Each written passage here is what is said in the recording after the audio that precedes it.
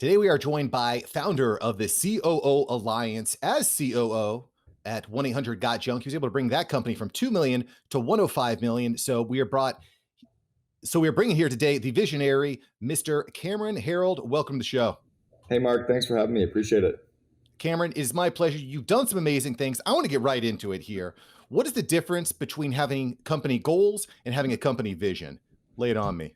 Yeah, so the vision is less empirical. It's less measurable. For me, a goal, it has to be measurable. You have to have a dollar sign, a number sign, or a percentage sign in it. Otherwise, it's not a complete goal. The vision is something where you actually can describe something in such vivid detail that everyone else can see what you can see. And then you can create some goals and a plan to make that come true. So an example would be, you know, building my dream house for $2 million by December 31st, 2021 might be a goal. Mm-hmm. But the vision would be a description of what the home looks like, pictures and drawings and sketches and enough verbal description that the contractor could create blueprints or plans to make my vision come true. So less quantifiable, which makes it much more difficult to measure as far as what your return on time or less quantifiable and much more descriptive. So as an example, most people have a vision statement for their company, right? Where they might say that, I want to, do X, Y, Z. They kind of take a few words and they mash them up into something, and that's their mission statement, right? Go team. The vivid vision idea would be almost as if you traveled into the future in a time machine 3 years out. So you travel out to December 31st, let's say 2023, and you're going to walk around your company and you describe operations and IT and marketing and finance, describe what your customers are saying, you describe the meeting rhythms, you describe the office environment, describe your use of technology. You're really describing the entire company as if you're standing there in the future describing something. That's very different from a goal. Yeah, so that makes a lot of sense, but it almost seems impossible to predict that out, right? Because as after hours entrepreneurs, we're trying to figure out our business, right? We're trying to figure out where we're headed. And that's something that's been very amalgamous for me. How can we have a clear 3-year vision, Cameron, when we don't even know what tomorrow looks like? Well, you can't. So your vision then might be to create a vision or to come up with a plan. But the reality is, until you actually know what your product or service is going to be, it's impossible to create a vision for your company. You're still actually in dream world and in kind of like the mad tinkerer idea. But when you decide what your product and service is going to be, if you don't know where you're going, any road will take you there. You have to create some vision for the future. So, the great example I use, and I've known Elon since January of 1995. I was a reference for him in his first round of funding for Zip2 25 years ago. Elon has an ability to dream at a different level than most people. When he had the vision for what the Tesla Model S was going to be, he described it. It had to be able to sit his 6'5" frame. It had to seat his 5 kids. That's why it had the 7-seat option. He created a vehicle and described it in such a way that everybody was super excited. And then they figured out how to make that happen. But he at least knew they were building electric cars and had to be for the masses. You have to have something. So if you're still trying to figure out what your product is going to be or your service is going to be, then you're still trying to kind of hack through stuff. You're too early for a vivid vision at that point. That's fair enough. And I mean, I don't think anyone does a better job of creating a vision or a mystique than Elon does. I mean, he might as well be Iron Man because they're not even really a car company at this point. They're an entirely new sort of thing, which I want to talk about a little bit.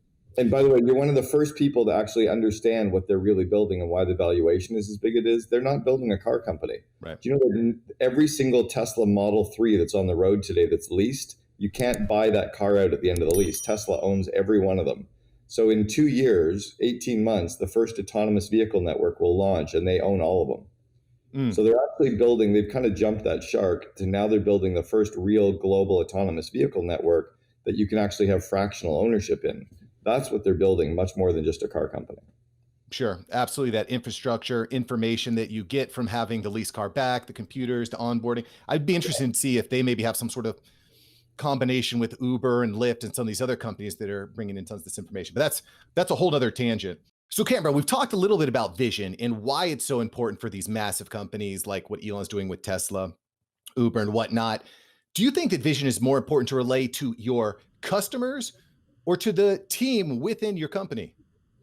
It's actually important for all aspects because to get the complete alignment with your customers, your shareholders, your employees, your suppliers. Everyone needs to see what the CEO can see so that they're all completely aligned, right? If your shareholders don't understand why you're building what you're doing, they start misunderstanding some of the decisions. Some of your employees may not understand why certain decisions are being made. They almost seem like they're being made in a vacuum, but when they understand the entire purpose, there's a lot more clarity. It's like the three people that are out making bricks. They asked the first guy, "What are you doing?" He said, "I make bricks." They asked the second guy, "What are you doing?" He said, "I'm building a wall. I'm making the bricks to build a wall." They asked the third guy, "What are you doing?" He said, "We're building a cathedral to worship God, and I get to build the bricks to build the left wall of the cathedral."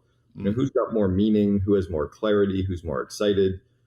It's really the one who understands the full vision of what you're building. So it's important for all aspects. It's easier to recruit people into your organization when they see what you're building. It's easier to get freelancers to help in on a small project because they're excited about what they're building, right? It's all important. So how do we actually relay that to people? Like I'm at a place in my media production business where I'm bringing on new employees, new staff all the time, sometimes just to try them out like an intern. Do you have any recommendations as far as how to onboard them and give them that vision? Do you think videos, memos, office meetings? What do you like, Cameron? Yeah, I love the vivid vision concept of the 4 or 5 page written document that you send everyone in advance. So when you're screening for freelancers, you send them your 5 page vivid vision, you tell them to read it, and then you ask them to send you a 1 or 2 minute video on why they want to be a part of making this come true and how their freelance work can help you make it come true. So you only want to know if the people are already vibrating with what you're building. If they're not going to be as committed as somebody who, you know, is really excited about it. I think we actually more often than not do a disservice to ourselves with the way that we onboard freelancers as well, that we tend to say, well, I'll try them out and I'll get them to do a couple projects, but you would never hire an employee that way. You know, we're so lazy about hiring freelancers and outsourcing to companies. You should actually put them through a fairly similar process that you put your employees to, and you end up with much better results. But people tend to get a little lazy on the freelancing side, sadly. Well, I gotta be honest. I love that idea of asking the applicant to go the extra mile. Read this, send me a video. What are your thoughts? Let's make sure we vibe because nothing wastes more time and money and energy than onboarding people, giving them passwords, integrating them into your business and all your processes, and all of a sudden saying, 2 weeks later, it's not going to work. Totally. I was just hiring a salesperson about 6 months ago, and I got 135 resumes for one person, but I didn't read any of those resumes. I hit them back with an auto reply right away that said, "Please read this vivid vision and this recent article of me in the media. If this sounds like the kind of company you want to fly to the moon, reply now and put interview me in a group interview or in the subject line, and send me a 3 minute video on why you want to help make the vivid vision come true." I got 12 videos. Of the 12 videos, I liked 4 of them. I interviewed 4 of the people, but I only reviewed 4 of the 12 resumes out of the 135 that came in. So the amount of time saving was massive. As much as I love reading through endless spreadsheets of hundreds of applicants, watching four to 10 videos sounds a lot more pleasant. Right. It's just a way better leverage of your time, and you've put people through a couple of hoops already. So now you know that you're wasting time on the right people, not on the wrong people. Yeah, could not agree more. And of course, we're talking here to Cameron Herald from COO Alliance. You can see everything he's doing at CameronHerald.com.